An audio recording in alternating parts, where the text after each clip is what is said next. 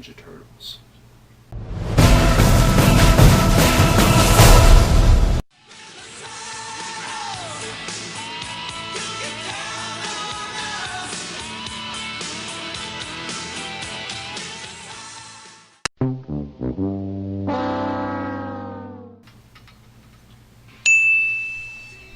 And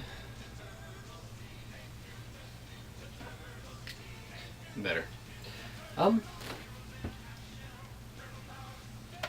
This is a hard one because who doesn't like Ninja Turtles? From comics to toys to TV shows to movies, the Turtles have been going strong ever since their debut in the 80s and 90s. And it only made sense to eventually bring it back to the big screen. Here we are with Teenage Mutant Ninja Turtles 2014. Now, the original Teenage Mutant Ninja Turtles in 1990 is an absolute classic, and I'm always going to love it, and I'm always going to want to go back once in a while and check it out. So when news and trailers were revealed for this movie, fans were all the rage about it, and very split down the middle as to what to expect. But when you get down to it, think about it. Teenage Mutant Ninja Turtles. Who was coked out of their mind to think of this idea in the first place?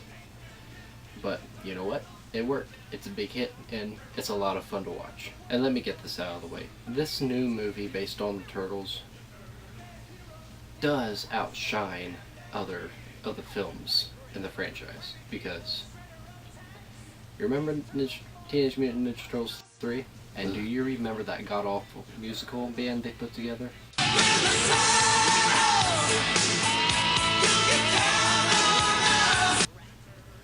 Point is, there's worse to the Turtle franchise in terms of movies. And people are just all the rage saying that the classics are always better when there have been some severe bombs in the film's history. And with this coming around, I had high hopes for it, because I knew it wasn't going to be fantastic at all, but I knew it had something to offer. Let me get this out of the way. The story has been changed, but the Turtles are still mutants. They're not aliens, and that's already been confirmed if you haven't seen the movie or anything. If you're looking for something very story-driven, this isn't really going to be the movie for you. And it's pretty basic, but when you think about it, so was the original movie, especially the villain's intent. What is the villain's motive in this movie? Infect the city so they can bring a cure to them, and they'll get unbelievable amounts of money. And what was the original Shredder's intent in the original movie? Steal shit. So yeah, when you get to the core, the original movie was pretty basic too. The origin story, and then the becomings of the Turtles, meeting the Shredder and all of that. Now time to address the elephant in the room, the Turtles. Yes, they look like, real mutated turtles, but you know what? This was bound to happen at some point. If Michael Bay and the director had made this with the original design with the big snout with the no nostrils and so forth, that made him short as April O'Neil, some people out there would have been begging for a realistic looking Teenage Mutant Ninja Turtle. And that's what we get here. But there's always going to be complainers. Design changes aside, the CGI looks really good, and the characters are still the same characters. Leonardo is the leader, Raphael is the cynical badass, Donatello does machines and he's the smart one, and Michelangelo is Mikey. And he's the most hilarious thing in the movie, and he brings all the laughs, unlike Will Arnett. Surprisingly enough, Megan Fox's April O'Neil was competent, but she wasn't the best choice overall. But there certainly could have been a worse pick. But in the beginning, she does show signs of her role as April O'Neil working, but eventually she just rolls off into kind of a bland personality, just being there to be saved. But ironically, she does save the Turtles more often than they save her. Splinter, on the other hand, is probably the most grotesquely realistic of the creatures in the movie.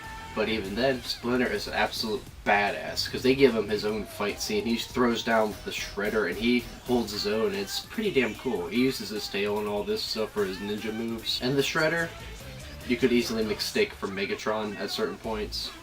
But at the same time, you do get to see him outside of the suit. It's really cool. They keep him in the shadows, and you can see outlines of his scars, and he's got this deep but not too deep of a voice. It really works.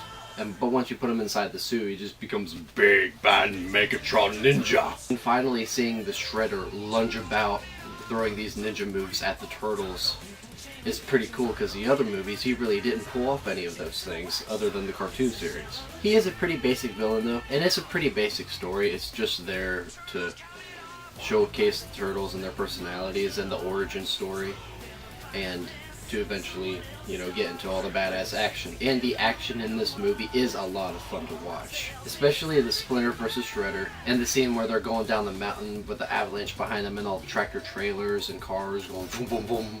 That was a really, really cool scene. And hopefully, with the sequel, we get even more awesome action, and hopefully Bebop and Rocksteady.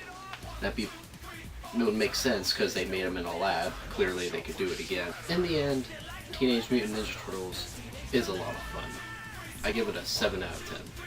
Kick-ass action, the Turtles are awesome, Splinter's awesome, and as bland as he is, the Shredder's awesome. Megan Fox isn't that bad of a choice. Will Arnett is funny, but not the best comedy relief. The film certainly has flaws, but overall, a lot of fun to watch. Certainly better than some of the Transformers films. I would definitely look forward to a sequel, and hopefully they improve on the flaws in this movie. I would like to give a shout out to my friends over at Spencer's in Hanover, PA. You guys are awesome. This has been a Way Fast review, and we'll see you next time on Team Epic Course.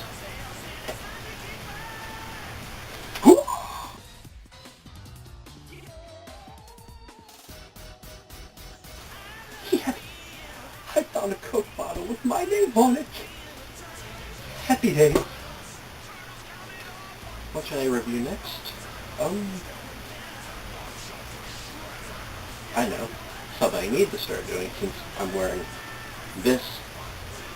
I think I'm going to review Sonic the Hedgehog, otherwise known as Fat AF. Tune in next week.